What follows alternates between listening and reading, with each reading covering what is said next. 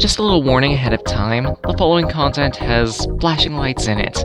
If you're seizure prone or sensitive to motion, I would recommend not looking at this video whatsoever, and at that, watch some other type of content. I will offer plenty of other content on the channel if you're interested, and I'm sorry in advance if you were looking forward to looking at this one in particular, but can't due to the flashing lights. So I'll say it again, viewer discretion is advised. My name is Sage Blake. I'm a wanderer, storyteller, artist immature, and just saying, I find it infinitely amusing is that the only things moving on this upcoming title screen are Sonic and Knuckles' gloves. It just reminds me of like those cutout cardboard lurie things that people sometimes put outside businesses just to get people to enter in the cheesiest way possible. But that aside, this is Newtrogic Panic. Yes! It's a fan game that essentially takes the Sonic and Knuckles... No, sorry, not Sonic and Knuckles. The Knuckles Chaotix bad end as canon and tries to roll with it for a fan game. And right off the bat, two things. One, this is made by a person who isn't a native English speaker, so be wary of the grammatical issues here and there. Second, why does this menu use a mouse? Just... why? Why? I mean, like, you've pretty much established previously that you could easily get away with using the arrow keys to move around the menu, but apparently here they just wanted to tamper with using a mouse for selection, I guess? I don't bloody know. We're gonna be showing off both characters, so don't worry about that. For now, just Sonic. That should look very familiar if you've played Knuckles Chaotix. Though, little fact, apparently Sonic was originally supposed to be a character in Knuckles Chaotix, but for one reason or another, that was scrapped pretty quickly. I think Tails was supposed to be too, now I think about it. You may also notice something else that's a little different. I'm going to be editing this a little differently, specifically because I'm actually trying, come on, Sonic. I'm actually trying to do some live commentary, just to get a feel for it, essentially. I don't really do live commentary all that often. What? Okay, that... I don't do live commentary for games, like, for my content normally. Instead, it's a composite post-commentary where I end up taking a good majority of the week to flesh out my thoughts, give my thoughts ever so slowly, and I really try my best to fine-tune everything I say, how I say it. But, well, with my live streaming lately, I've kind of figured I want to try doing some more live commentary. So, as a result, consider this and the alternative content going up this week as my means of practice for that. Now, when I say alternative content, I want to bring up specifically, this game has flashing lights in it, and if you haven't seen them right now, something is amazingly wrong with your visual systems. Because, for one reason or another, the creator decided it'd be a good idea to have the screen flash whenever you hit a certain speed with either Sonic or Knuckles. Not a good decision. Specifically because of the fact that, well, photosensitive people do actually play video games.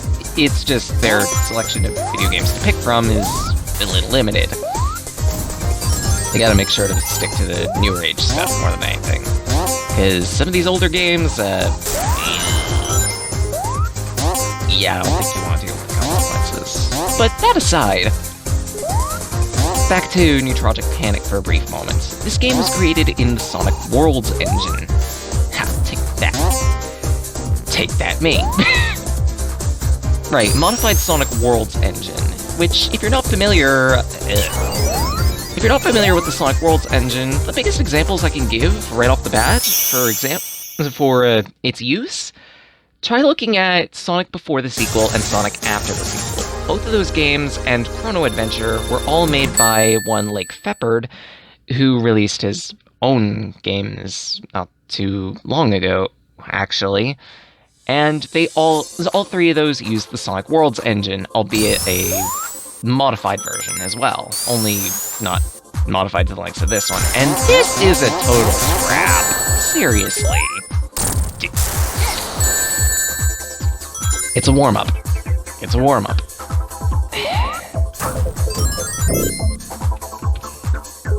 Nope.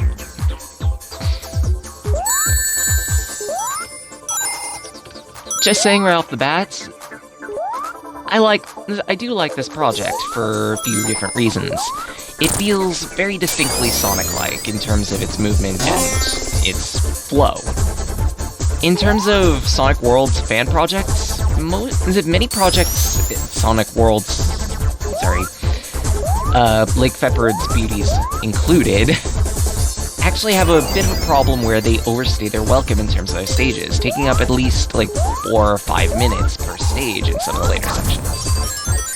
Here, not so much. You could beat almost every stage within its allotted 3 minutes, within a good 3-minute time limit, meaning that it's bite-sized enough to feel like Sonic, like a proper Sonic game. This section is actually pretty cool. I believe it's Metallic Madness? Don't quote me on that. Just, the mutated... How'd that hit me? The mutated Metal Sonic in the background is constantly firing upon you as you try to navigate this latter half of the stage. This is a cool gimmick. It really makes you think about how to place yourself given the terrain. What's not a cool gimmick is the fact that on my first playthrough of this area, I spent a good, minutes stuck in this area. Of course, as usual, I've been running into recording errors where it's like, oh hey, we're gonna record everything, and yet we're not actually going to record the audio for the game. It's dumb. As a result, I need to end up doing a bit of loopholing with OBS, figure that out. Sometimes I don't even get a proper solution. In this case, I did, but in the end I figured, you know what? I need to do some post-commentary practice, so voila. For record, I expect this commentary to last 15 to 20 minutes, maybe 25 minutes. Depends, and there's a reason for that. We'll get to it. Pardon your eyes.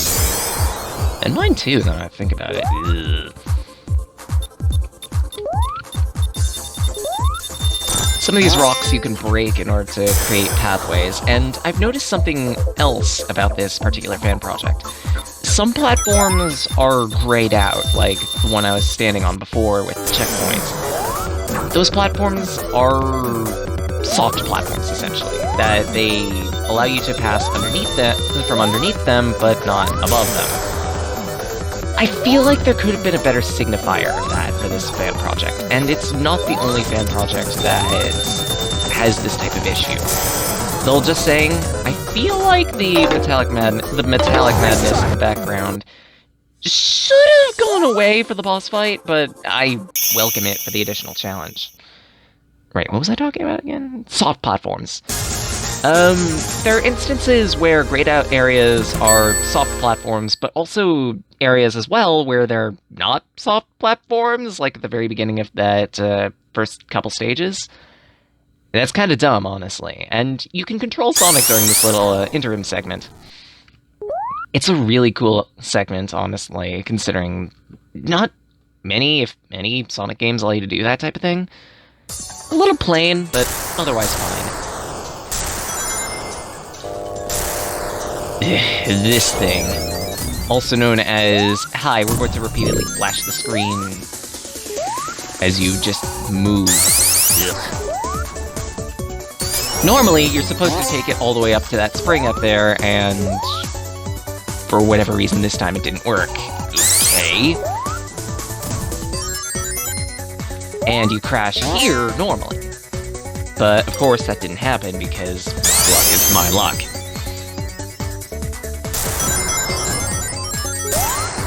You may be hearing little, smashy noises in the background. Those are particular badnik. Actually, we can see right here. And also the ice physics. This thing. Every so often, it lets out an explosion that deals fire damage, apparently. The fire shield, you can mitigate that. I could also explain that the ice in this level doesn't exactly work 100% like ice. It's somewhat realistic, actually, in that it not only forces you to slow down while you're on it, well, you know, so you don't hurt yourself, but also operates like proper ice, where holding in a direction is where momentum carries for a little longer than usual. You also might notice that the music is very familiar in general for this project.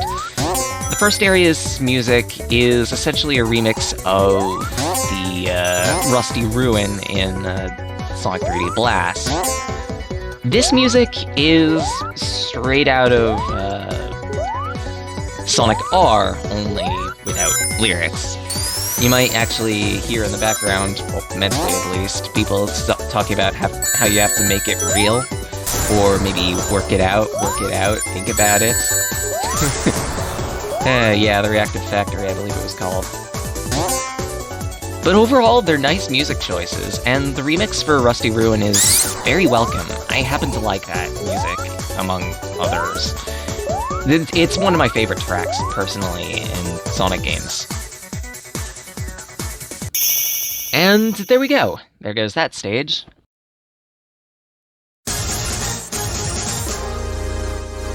Of course, this is directly taken out of Sonic the Fighters. It's the, actually, it's the Game Over music for Sonic the Fighters. Interesting choice, but it works.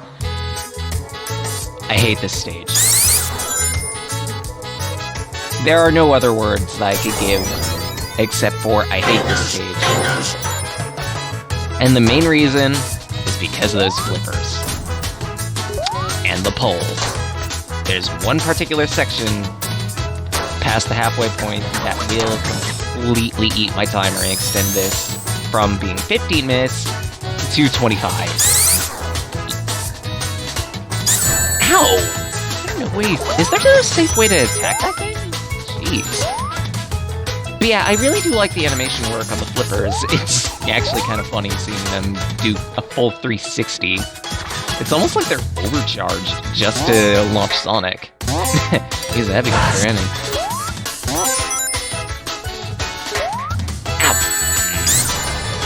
What it? Yeah, here's that section that I was talking about.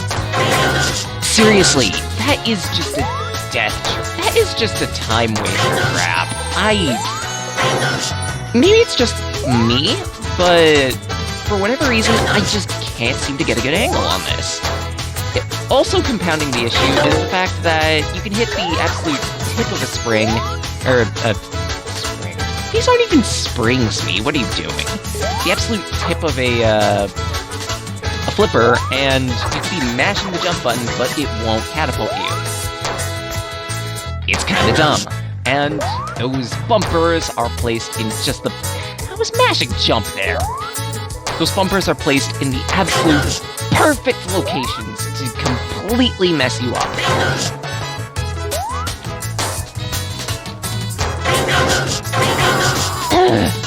I could land here, somewhat safely.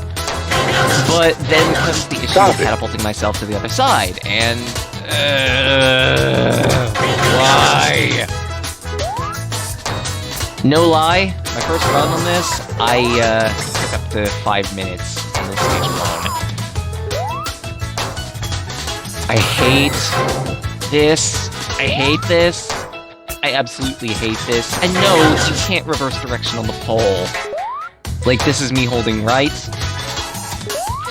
This is me gripping it and holding right. Nothing. You have to go you have to go correctly and fling your Sonic the other direction. I hate this. I had it right. I had the right angle. This music is also pissing me off because it's just too goddamn tropical happy. I never thought that would be an incentive to get out of an area, but lo and behold, Sonic Lost World is an incentive to get out of anything. Well, then again, it's Sonic Lost World. It's kind of a game you never want to play. Unless you're doing content of it. Such, why would you be doing content of it? Well, answer fan games. But that aside. Just this music. Either Sonic's getting a coconut or some other type of plant life. I'd rather not talk about it. Maybe I shouldn't mention it. That might get me demonetized. And I don't even make money off these videos, so what am I talking about? Sure, just say it. It's weed. It's weed.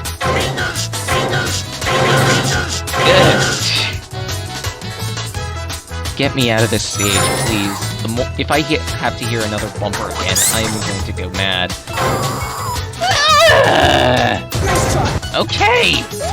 I get it! There are bumpers. There are bumpers everywhere. I repeat this, I am not going to edit Pingus onto every single bumper. I don't even think I'm gonna edit on any of those bumpers, because... But that's the end of the Sonic side of this. Just little notes. Apparently, the dev of this project was the developer of Sonic Lost Wind. I've never seen that demo, actually. Maybe I'll try it at some point, just to give context and whatnot. But for one reason or another, they ended up getting so much bad feedback that they decided, you know what, let's just scrap this and move on to something else. Such, I get it. You can only hear so much naysaying at any one given point in time. And honestly, this is a pretty good project, all things considered. It's very well made, the music choices are pretty good, and generally it's fun to play. But now we get into the second character, Knuckles. And, well, as you figure, every character plays as they would, well, as you think they would. Sonic's got a spin dash, he's got a, I always call it the Sonic Flash, that's not right, that's the Insta-Shield, that's it. Yes! And Knuckles has his signature glide, and also a cutscene for one reason or another. Not a bad drawing, all things considered. Not a bad animation, all things considered. Might need some color. Then again, it's probably a whip, i.e. work in progress, but... That aside, this music I feel like is a little too lax for this area, but I can deal with it considering it's Knuckles' first stage and whatnot. Everything just jizz, and these things. I remember when Mega G Wolf decided to play this on a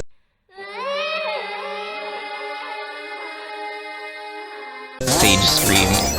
He had a moment to laugh about that one.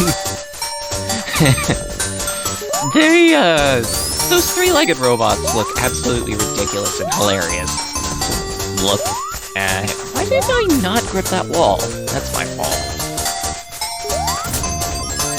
But that aside, these robots are hilarious to look at, and more flashing. The barrier is directly ripped out of Knuckles Chaotix almost. It's going for that same type of feel.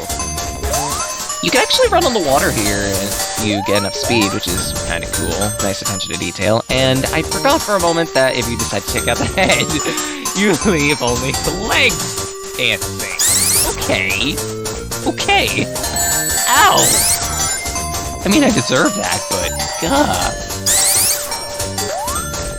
There we go. I wonder if there's anything up here. Answer, just more stage, I guess. That's a disappointment. No. Rings! Yay, glorious rings! Nope. Right. Let's not get myself trapped right there, because that's just gonna be an instant seizure trap. Okay. Somehow I was able to do that again. I did that on my original playthrough, such... that just doesn't look right. Knuckles is climbing onto nothing. Don't know how to get those one-ups right there. Maybe there's, like, a hidden path somewhere that I'm not paying attention to?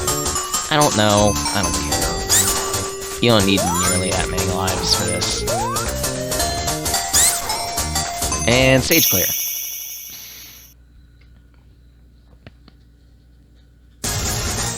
The last stage coming up is kinda interesting. And I say kinda specifically because, for one thing, we start with it having no music. Weirdest work zone. It's like you explore for a little bit, you can't exactly find all too much, then you hit this switch over here. What is this music? This is my only questionable music choice on the entirety of this game. Huh, so that's what's up here. Pointless zoom-ups, no Knuckles grunt, and... that was actually a nice animation for Knuckles falling off of the... Let's see if I can do it again. You know what? No. I have better things to worry about. Yeah, that first switch that you hit actually turns on the power for this entire area, but here's the thing, the power is always on after you hit that one switch, which I feel like is kind of wasted potential. It's also very hard to see what's platform and what's not, unless you're paying absolute careful attention. And the soft platforms are lit for one reason or another. I don't know why, but okay. Actually, no, I think I do know why. Like, it has to do with the work of identifying platforms in Sonic World. Nope. You can't duck under these. I learned that the hard way. But yeah, essentially it pulls kind of a Sandopolis zone, where you have to hit these switches every so often to restore the lights, and that's about it. It just feels like a rehash. It just feels like you took Sandopolis and gave it a factory type of paint. It'd be nice if the music slowed down every so often in tandem with the change in power. I understand that would be very difficult to program and whatnot, so I'm fine with it being what it is.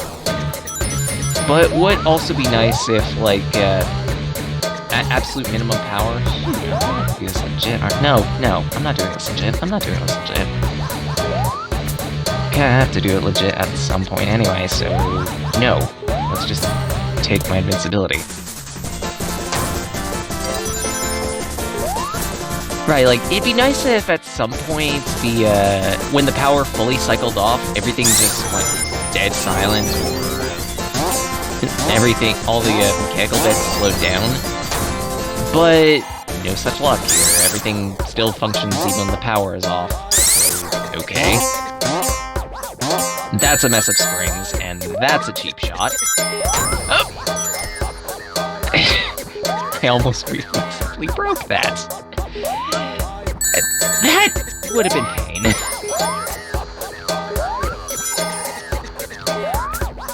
Yeah, the stage ain't too bad, honestly. The music, as I mentioned, is a little questionable, and you have to... I don't know how to get those one-ups either, by the way, but you have to do this section right here, which, you know that section where I had the invincibility? That's essentially this, but you actually have to do it legit. Very nerve-wracking, but not too difficult. Actually, now that I'm thinking about it, I thought so. Little nook there. Can't hide those from me. But, like, it matters because this is the end of the demo. Like, completely. So overall, it's actually a pretty fun project, all things considered. I do like the little touches here and there, but by and large, the one thing holding it back, okay, maybe two things holding it back. The art's a little funky in places. Like, Sonic and Knuckles are both highlighted very weirdly in comparison to the stage itself. At that, certain platforms are a little wonky. But the second problem is the flashing lights. It's just way too much flashing. I'm sorry. I mean, I don't suffer from too many ocular problems, just vision, but like I don't get seizures or anything like that, but that is just no. Why? Why would you do this? Why would you do this? But other than that, it's a pretty fun project. So with that settled, I think it's about time I return to the Void, knowing that this is actually a nice spend half hour, with the exception of tropical hell. But with that settled, till again, talakit, ne?